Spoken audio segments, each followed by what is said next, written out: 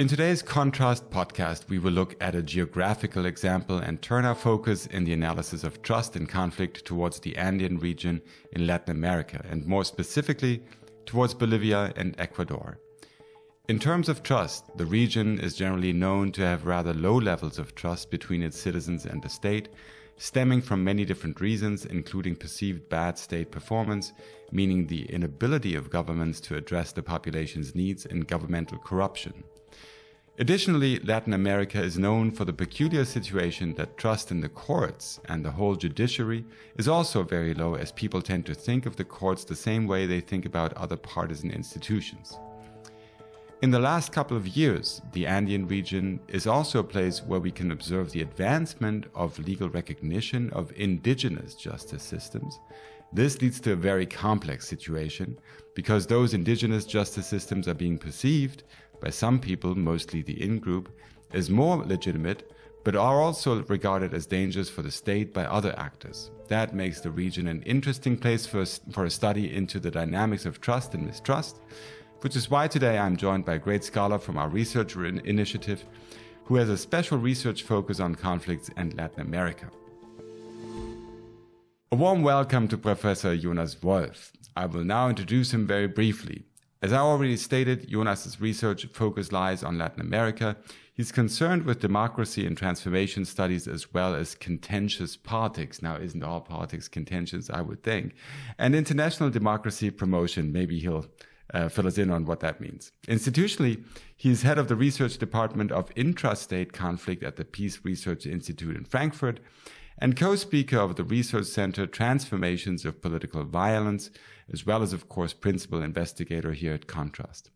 His exploratory study, which is the main reference point for our discussion today, is titled The Deconstruction and Reproduction of Mistrust, an exploratory study on the contested negotiation of pluralist justice systems in the Andean region. Welcome to the podcast, Jonas. Yeah, thanks so much, Thomas, for having me, for inviting me to share some of the arguments from this working paper. That's what we'll do. It's a very long title, and I think you might have to fill us in on all the complexities that the working paper addresses. It's on the dynamics of trust in debates about legal pluralism and the recognition of indigenous justice systems. This makes an interesting case for many reasons, one of them being that indigenous justice systems are being viewed entirely different from members versus non-members of indigenous communities, and that indigenous justice systems in the region are or have been handled rather restrictively in the past. So can you briefly introduce us to the general situation in the Andean region concerning legal pluralism and indigenous justice? Yeah, thanks. Sure. What we have in Latin America in general, but then the Andean region in particular, and the region in this case, or the sub-region, is relevant because in Latin America we have a number of countries where there are only very small numbers of indigenous people, and we have others, and in particular in the Andean region, where a significant share of the population self-identifies with indigenous people. And in these countries, of course, this topic is much more relevant because we do have indigenous communities in rural areas, but not only, which still, I say, preserve some of the kind of indigenous forms of self-governance. But I have to directly qualify it because, of course, the situation is not that somehow the pre-colonial practices and norms are still in place as they were before colonialism. But this has been a constant process throughout the centuries of appropriation, transformation, negotiations with the colonial rulers and then the post-colonial state. So what we have in terms of indigenous justice systems is not something that was traditionally there throughout the centuries, but still it's kind of a hybrid kind of set of governing practices which have these kind of historical legacies, preserve some of the pre-colonial traditions, but then also have adopted, appropriated parts of colonial Spanish rule, and then have adjusted to kind of state-building practices. But the core kind of result of this is that we have de facto, already before the question of recognition, to which we come then, de facto a coexistence of a state, of course, that in terms of formal structures operates according to kind of ordinary kind of liberal state ideas, Republican states, as we the rule of law, etc. Constitutions that look very much like constitution we also know, and a state judiciary, etc. And then in quite a few local contexts, in particular in rural areas, we have de facto the existence of, in this case, kind of justice systems in which indigenous communities, local communities solve at least some of their conflicts, address some of the controversies and crimes, etc., in their communities through their relatively independent kind of norms, practices, with their local authorities, etc. Can I just jump in for just a moment before we get to the recognition part? But could you give us just one example maybe of one of these local indigenous practices in terms of how to deliver justice and how that differs from the way that the state would do it? One of the key features, and this makes it complicated to respond to this question right on, is that it's diverse. So there's not a single system of indigenous justice, but there are very, very different local experiences. There are very, very different indigenous peoples with different traditions, but still we can, according to research that exists, kind of identify some overarching patterns. It's generally kind of an oral tradition, so it's not kind of written laws. It's like what is also called customary kind of law traditions. It's a practice that is and the norms that are very much communitarian. So also the logic of the objectives of indigenous justice system tend to be different in part from the logic of ordinary state law and justice system. It's more about how to preserve harmony within a community. So to give an example, you would normally not see in these indigenous justice systems the kind of penalties we see in our kind of liberal rule of law scheme, where you would have prisons and people who committed serious crimes being put into prison for decades or something. But you would rather see types of punishments and penalties that would aim at reconciliation and reintegration. So it would be perhaps some penalty that would imply a compensation to the victims, and it would include more kind of community work and kind of symbolic punishments, including, and this is very controversial, but kind of corporal punishment, which are conceived more as a symbolic act in the tradition of this indigenous justice system, kind of purification, curing kind of practices. And normally the harshest sentence that you would see would be the expulsion from the community. So if the community says like this is a crime and this shows us that this individual is unacceptable it's so threatening for the community, then the harshest sentence would be expulsion. So all is oriented towards kind of preserving community and recreating to the extent possible kind of harmony within the community. Right. Let's address that question of recognition that I initially asked. And so what's the relation between the official state justice system and these indigenous communities with their justice systems? Is it as if, is it benign neglect by the state, or is it officially recognized? Mm-hmm. So it has been for quite a long time, if benign, I don't know, but neglect. Starting with really the colonial rule, there you did have, because also the kind of Spanish colonial rulers didn't have the capacity to kind of rule like territories throughout. So there was kind of a scheme of delegated authority in which, in this case, even officially, kind of a local indigenous authority were recognized as kind of intermediaries.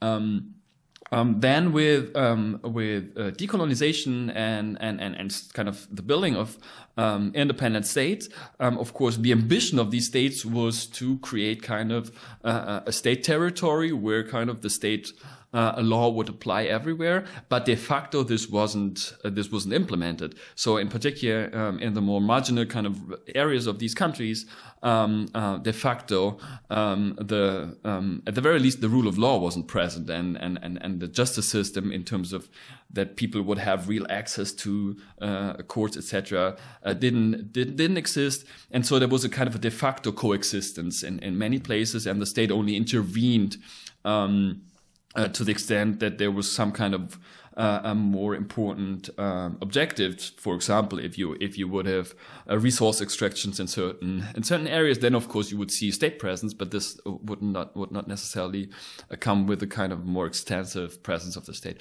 So this was the situation for many decades, and then we saw starting in the 70s the mobilization of indigenous movements. Right, so contentious politics, as you mentioned in the beginning, the term normally kind of is meant to focus a sort of politics that is outside the boundaries of routine politics. And then we can question whether social movements are part of routine politics or not. But anyway, so the focus is on social movements.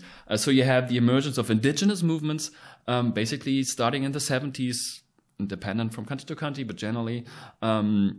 And then in the context of democratization, of the turn or return to democratic regimes, these indigenous movements become strengthened, gain voice also in kind of national debates, and have a set of demands.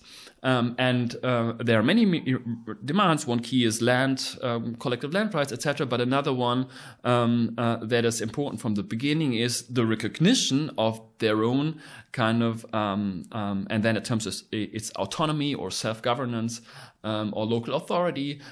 So an official recognition that within indigenous communities they are not only de facto, but de jure kind of allowed to govern themselves within the boundaries within the state. So you have some more radical indigenous movements who want to have some more of kind of self-determination and autonomy in a more radical way, but the mainstream kind of is to not question the existence of national state, but to demand a transformation of these states, and the demand then is a plurinational state, so a state that retains the key feature of a national state, but still recognize that there are nations or nationalities, indigenous peoples within the state that have, to a certain extent and with certain limits, and that's then the controversy, the right to exercise autonomy, self-determination, self-governance, including the application of indigenous justice. Mm-hmm. And this then occurs. So we have constitutional reforms, basically a first wave in the early 90s. In Colombia, very early in the 90s, Bolivia, Ecuador also in the 90s, just to mention cases from the Andean region. And then we have a second wave of constitutional reforms in Bolivia, in Ecuador, around 2008-9, in which we have a gradual recognition, of indigenous justice system. And I say gradual because the question then is the extent to which is what is accepted and what is not, where are the limitations, and this is the negotiation part, right? So what is if you say you have the ordinary state justice system and you have indigenous justice systems, which system is responsible for which kind of issues, topics, individuals, and how is the hierarchy between the two or non-hierarchy between the two justice systems to be balanced? What happens if there's conflict between between these two justice systems, etc.? Right. So the next two questions I'm going to ask jointly, although they're somewhat related only. But the first question that I have, and I'm just curious about it, is that one thing that stands out about the entire region, and I mentioned it at the very beginning, is that there's very low levels of trust in the judiciary in particular. And so the first very basic question would be, where does that come from and why is it so prevalent in that region? And then somewhat linked to that is the question, how did you pick these two countries, Ecuador and Bolivia in general, to study these issues? Are they particular for some particular reason? Mm-hmm, mm-hmm. Yeah, I think we could have a long discussion on the first question already. So why is the state of the judiciary as it is? The short answer to the question, why do people have so little trust in the justice systems, is because they are operating the way they're operating. So it's, in this case, I think in general terms, very well justified distrust. But then the question, of course, is why is this? Why are these justice systems operating as they are? And just to mention kind of key feature, and then we would have to look into details, but just to give an idea, right? So. One, from the indigenous population perspective, but not only, it's all kind of a populist sector, poorer, disadvantaged sectors in general. Access to the justice system is a key problem in terms of, for indigenous people, also language-wise, but also in terms of costs. Physical access, you have to travel somewhere. In Cad, you need kind of professional help, etc. So the de facto access is a problem. Then you have huge problems in terms of underfunding, but also of corruption. So those with more resources have more advantages in the justice system because a kind of corruption plays a role here. You have high amounts of politicization,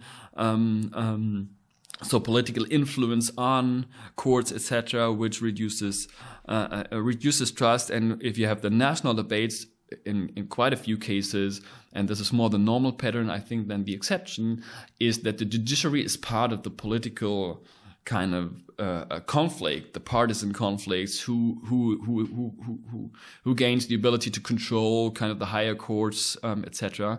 Something that we also see in other regions, right? Sounds just like Italy to me, you know.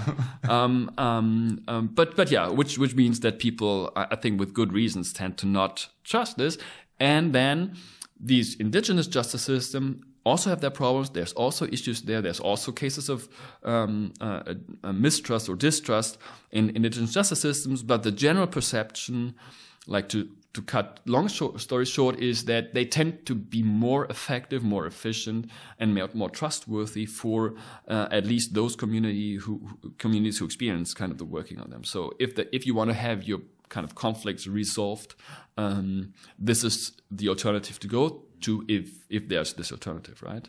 And what makes Bolivia and Ecuador special? And Bolivia and Ecuador are two countries with quite high shares of indigenous populations to start with. Bolivia, and in particular, Bolivia is generally considered kind of one of the countries with the highest share of indigenous population. There's no objective measure because there's no objective way to determine who belongs to an indigenous people. So normally the way you do this is with asking people whether they identify with indigenous people. But this is then also a question of discrimination, whether people respond that they do or not, right?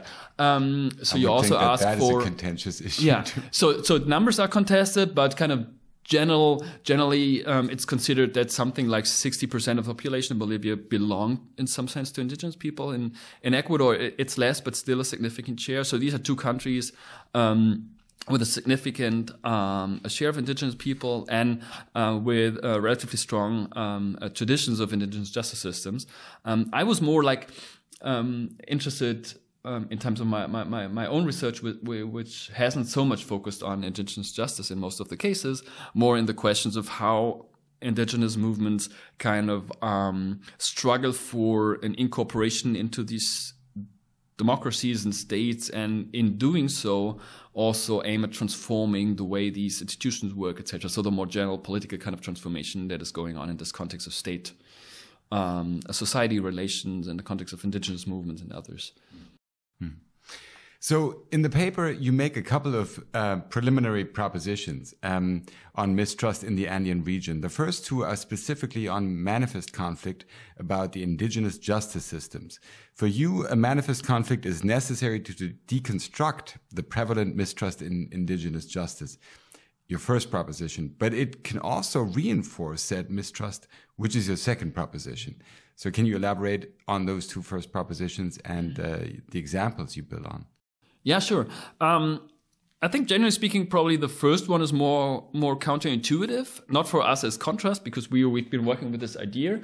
But the argument here is that in this specific context I'm looking at, we have a constellation in which it's hard to think. That's of course a contrafactual argument, but in terms of the empirics that we have, and then thinking this through, it's hard to imagine that we can see a deconstruction of mistrust, and I will talk a bit about what I mean here, without going through a phase of manifest conflict. So what we have seen in the region in general, but I'm talking here in particular about Bolivia and Ecuador, is, as I mentioned, you have indigenous movements struggling for recognition, including of their indigenous justice systems. And this, of course, became manifest conflict, right? It was mobilization on the street. It became political conflicts.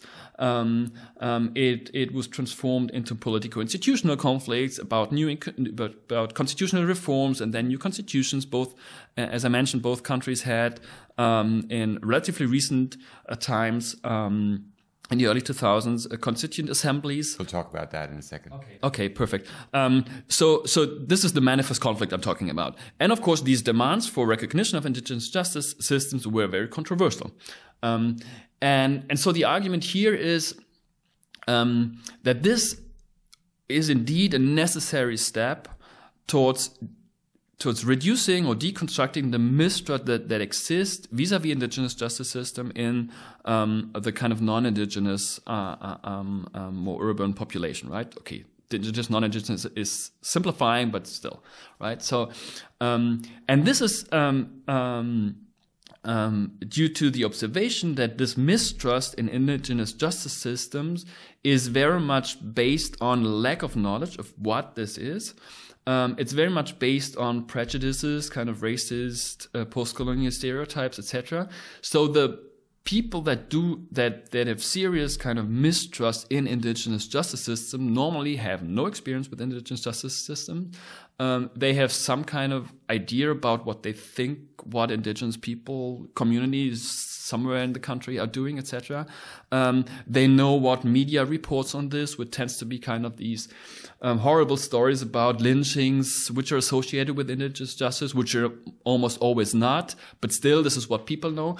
So this is the situation that kind of sustains this mistrust. And therefore the argument is that how can you think that these very much, very kind of deeply ingrained, kind of embedded kind of attitudes and prejudices and lack of knowledge, how can this change? And the argument is that the mechanisms through which this can change is manifest conflict, because, and this is kind of drawing on kind of a tradition of sociological theory also, like conflict is a way in which groups come together, right? In conflict, but still. And so in segmented societies, which are characterized by high kind of structural inequalities, kind of conflict brings them together and kind of leads to discussions, global kind of national debates, etc., that potentially enable, this is the argument, right? It enables a dynamic that can lead to the deconstruction of mistrust by providing information, by deconstructing prejudices, etc. So that's the first provision. And the second then is, but this is not always happening. So the first argument is one. I thought there was a catch. Yeah. So if you think about this in terms of conditions, like the argument would be, this is a necessary condition. Without manifest conflict, it's hard to see how this mistrust could be deconstructed, but it's not a sufficient one. Because just because we have a conflict and just because we have kind of political controversies about this doesn't kind of make sure that as a result of this, we see a reduction in prejudices, kind of a rethinking of racist stereotypes and these kind of things, right?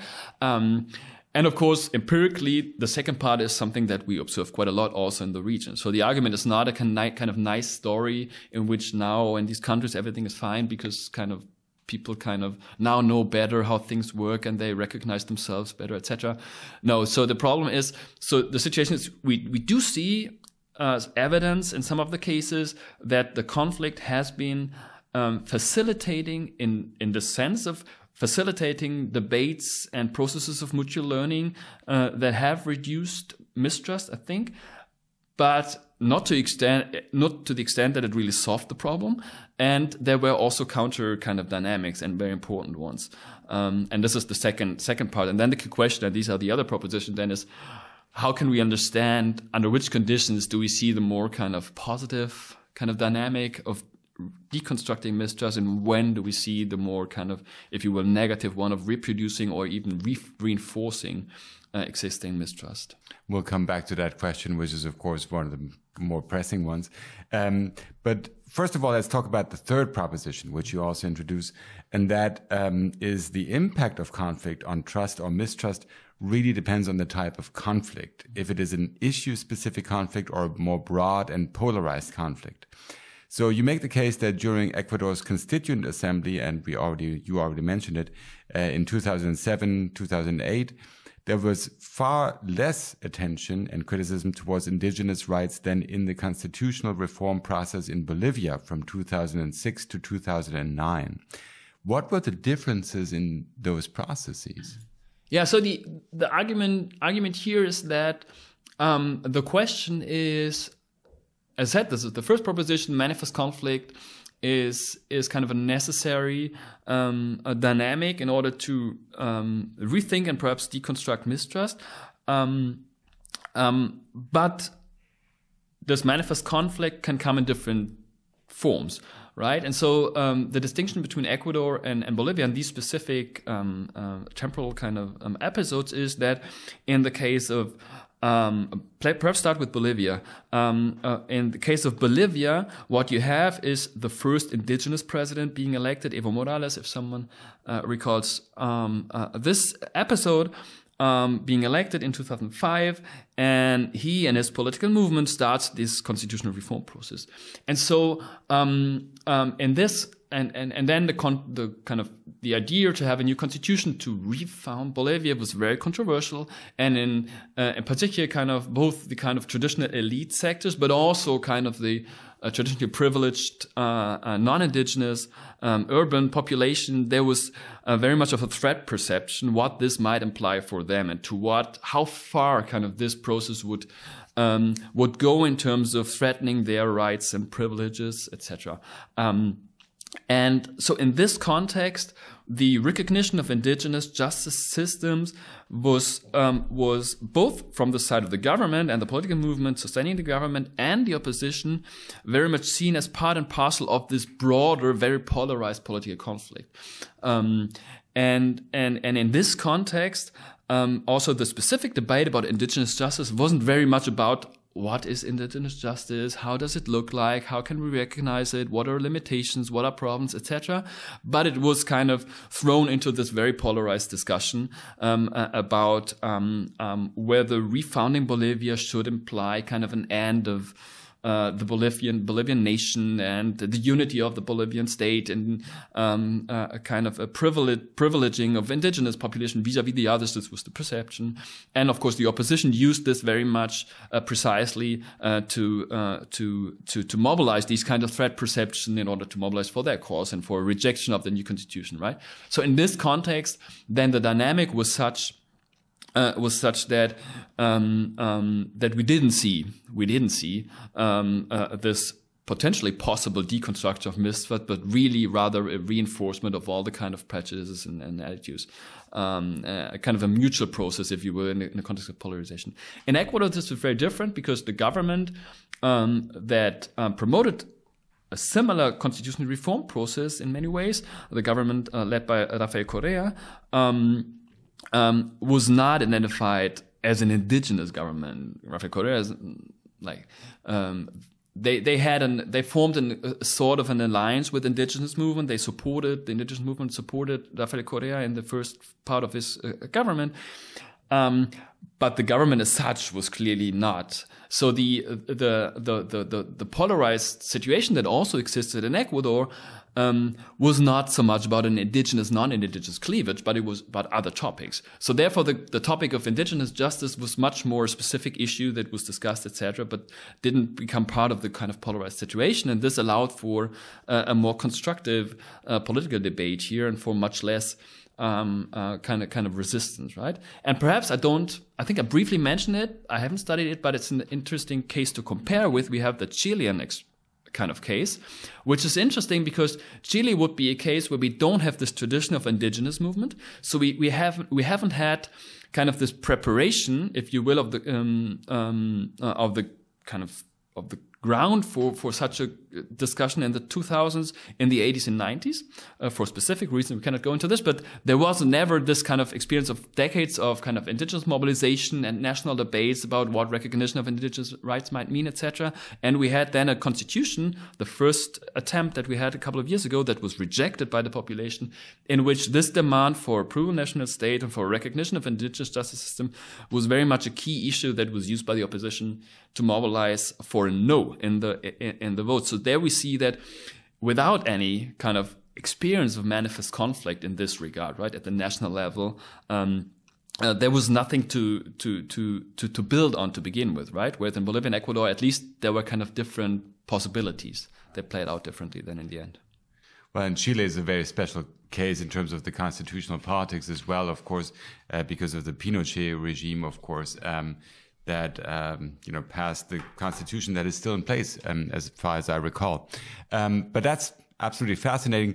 Nevertheless, we'll have to conclude our conversation with our last question here, and let me pose it to you like this. So towards the end of your paper, you acknowledge that the provided examples from Bolivia and Ecuador primarily show cases of mistrust being promoted by the recognition and advancement of indigenous rights systems.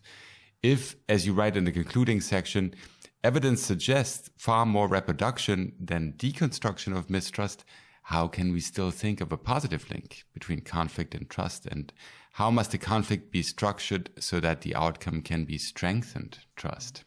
Which, is one of the more difficult questions, I guess. Yeah. I think two responses to this. The first one is, like, when it comes to the observation that the experience, if you will, the net experience tends to be rather negative than positive. This shouldn't be too surprising, and this is something also I briefly discussed in the conclusion. I think because the case is quite a difficult case, if you will, to see kind of a systematic deconstruction of mistrust, because we're really talking here about deeply kind of societally ingrained kind of post-colonial legacies that are very deep-seated in terms of individual predispositions, attitudes, societal predispositions, but also power structures and privileges, etc. So it's a very kind of difficult case for constructing, building up more trustful relationships. And of course, the recognition of indigenous justice comes with many other issues that are also very controversial, right? It's a fundamental question about how to think the state in these regions. The demand for plural national states raises all kinds of questions that are very controversial and very difficult. I think also very important as a debate, but they relate to a lot of issues when it comes to power, economic interests, privileges, etc. So it's not surprising that it's very difficult to have a sustained process of deconstructing mistrust and then even building trust. Still, I think the consequence of this, and I think this would be the finding here, is it's preliminary, but still, when thinking about this solution, I think cannot be to think about how to avoid this conflict. But the question really is, and this was the third proposition, right? To think about how we can have these conflicts in ways that are more enabling towards a deconstructing mistrust instead of, right? So it's thinking about the mechanisms through which conflicts are then also processed, etc., and how kind of a controversy about this specific issue can be shielded from other controversies and not kind of be kind of so much included in other polarized debates, right? So I think there are then some implications, also policy relevant ones perhaps, but of course the more academic implications that we need more research on this, right? To understand better the mechanisms through which under certain conditions, we do see some deconstruction of mistrust and not. And we really lack empirical knowledge here because we do have these opinion polls, but they're not specific enough so that we can really kind of trace trusting and mistrusting dynamics over time to really understand when do people respond differently to which kind of political conflict. The second part of the of the response is that I think it's important to also distinguish between the paper focuses on the deconstruction of mistrust, but even if this is relatively successful, deconstructing mistrust is not the same, I guess, than building trust. And there, when we think about building trust, I think the question is much more not about the conflict per se and how the conflict is, how the type of conflict is observed, etc., but more about how conflicts are processed or managed, right? So I think the question then is a more, if you will, a procedural one in terms of how what are kind of processes, participatory processes, etc., through which these negotiations of how to think and conceptualize and legalize and institutionalize the coexistence of indigenous justice systems and ordinary state, how this negotiation can take place in ways that not only deconstruct mistrust but really build trust. And there are experiences at which we could look, which have been complicated, right? But I think on which we have to follow up, like the attempts to have participatory processes when it comes to the laws that are meant to coordinate these two justice systems, and to think about how we can process conflict rather than just thinking about whether conflict is good or bad. Conflict is there anyway, but to rather think about how we can process conflicts and how different forms of processing these conflicts are more or less enabling when it comes to trust-building processes. Thank you so much, Jonas, for these fascinating insights and sharing your findings with us. For all listeners who have not yet had enough, we would like to warmly refer you to Jonas's publications, which we link to in the show notes. And of course, you're invited to visit our website, where you will find more ConTrust publications, videos, and events, also linked in the show notes. This was the 5th episode of ConTrust, the podcast on trust and conflict. We look forward to you joining us again for all our other episodes, and I would like to thank Jonas once again. Goodbye. Take care, everybody.